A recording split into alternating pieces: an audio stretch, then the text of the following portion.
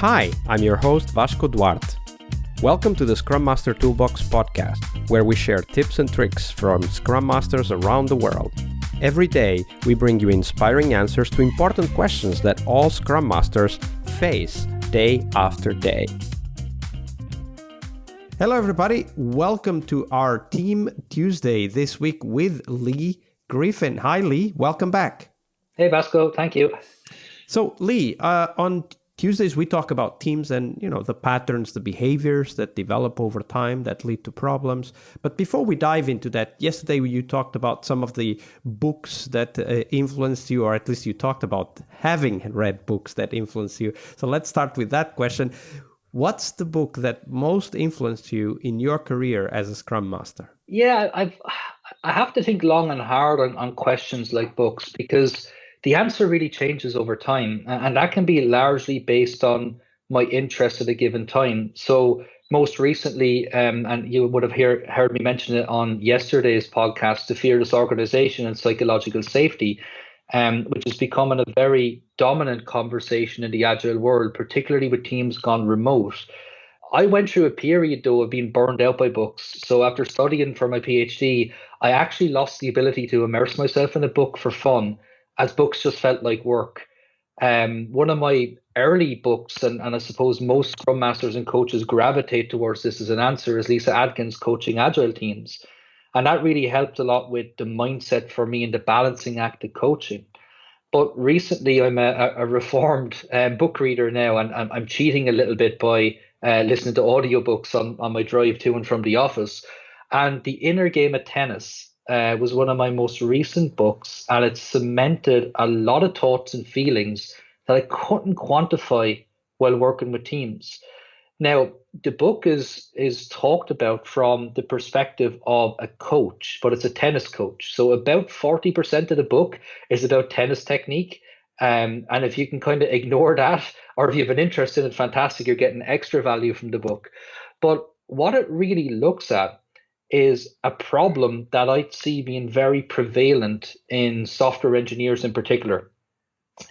Software engineers suffer from imposter syndrome, and I think most people in the IT industry, myself included, have suffered from it at some point in their lives. And this book, to me, really deals with that as a topic. So it talks about the fact that there's two games, and of course he's referring to the game of tennis here. It's the outer game, which is the action, the challenge, the general activity you're taking. So for software engineers, that's writing code, shipping products, making customers happy. But it also talks about the inner game. And that's the game that goes on largely in your head, which helps drive your motivation, your ability, and ultimately your execution. Has anybody ever had that nagging voice of self-doubt? That overthinking part of your brain that keeps you up at night, trying to solve a problem or overthink a conversation that you had that day? The constant criticism of your ability. Everybody compares themselves to other people in software engineering, and you always have that moment when you can't debug a problem, or you're after discovering another bug, or you just can't think through towards a solution, and you naturally start criticizing. And that's the inner game. That's that inner game that goes on every single hour of every single day in developers' heads around the world. And I've read up a lot on emotional intelligence in the last couple of years, and it's a completely fantastic area. And it ties all of this together to have that emotional intelligence to realize that you can't be the best at everything, that you are fallible, that you have issues that you just can't get around from a skill perspective or an ability perspective. But you can work on them, and you can reinforce your happiness by embracing that failure in a sense. And you perceive it as failure, but the reality is the world doesn't perceive it as a failure. And all of this really, for me, ties into the Scrum Master or Agile coach role, because I see the future of those roles taking a deeper psychological aspect, mainly to keep the team healthy and in a psychologically safe manner, but also to really unlock that mental agility that teams often struggle with. They can get the mechanics right, but the longer term transition at a mentality level is something that emotional intelligence, the inner game, psychological safety, and other psychological aspects are all tying in together. And that to me has been the most enjoyable book and the most influencing book for me in recent times. Absolutely. And a great description for sure that our Scrum Master friends will appreciate. Leigh, now we turn our attention to the teams and how sometimes, through developing this kind of attitudes or behaviors, patterns over time can lead them into problems. So share one of those stories, walk us through the context a little bit so that we know what kind of team we're talking about, and then explain step by step how that behavior or pattern emerged that led to troubles. Sure, yeah. So I've worked predominantly with software engineering teams, and I've worked with sales teams as well. So they don't suffer from this particular problem. So I'm going to try and generalize software engineers a little bit here, which I'm sure makes up a large percentage of the teams that Scrum Masters who listen to this podcast work with. There's a trend in a pattern of behavior for software engineers that I am concerned about. And I say that as primarily a people manager or an engineering manager, as we're known as in Red Hat. Engineers have a perfection mentality. If you ask any engineer around the world to show you the code that they just wrote, invariably the answer you'll get back will be, it's a little bit messy and I need to refactor it. They always have this mentality that what they've produced is not good enough. It's not perfect. That mentality can be rather destructive on a team, especially now. Software engineering has advanced so much in the last couple of years that there are a wealth of static analysis tools out there that you can literally plug into your day-to-day workflow that will show you how bad a developer you are. Now, it's meant to be there as a guidance. It's meant to be there to raise awareness of quality of items you should be putting some time and attention to. But if you're preaching this to a team that naturally, as engineers do, gravitate towards that it's a bit messy and I need to refactor it mentality, it becomes this massive light bulb for them to focus on, and it takes them away from the actual task at hand to constantly look at improving their day-to-day workflow to a point they want to achieve perfection. Now, that sounds a little bit like an anti-pattern from a Scrum Master perspective and a Scrum framework perspective, where we do want to constantly reevaluate and try and improve. But it comes at a massive cost, and the returns become so diminishing from getting an improvement of 80 to 90% to try and get it all the way up to 100%, that the bigger picture of teamwork, of working with other people, of working with our customers, and ultimately delivering value sometimes goes out the door. I'm a massive fan of these static analysis tools. SonarQube is one, and I'm giving a shameless plug to because it's a great open source project.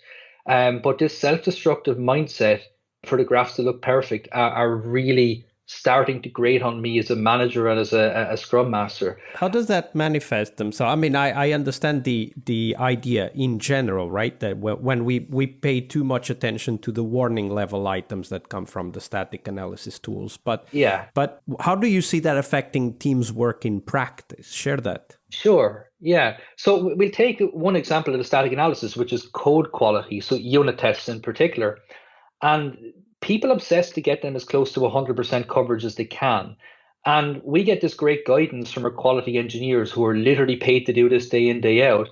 And they want us to stop around the 80% mark, because after that, the investment is the diminishing returns. But where this impacts the team is new team members coming in. It's team members trying to work in other team members' code bases and areas, because you have the definition of done, which springs up around this mentality of code coverage must be at 95%, no duplication of code, cyclic complexity needs to be below a certain threshold. And that actually removes the creativity from the equation, as the teams feel so focused on this perfect solution that they never get to that mindset of quick iterations to get a hacky piece of functionality out there to customers, even experimental or technical preview, to use some of the other industry terms for it, that will generate feedback from the customer. They won't release the code. They won't give something out there because they feel it's not meeting their definition of done and it's not meeting their perfect view of the world. And I've seen over the last 10 years a massive shift away from teams that do technical preview releases.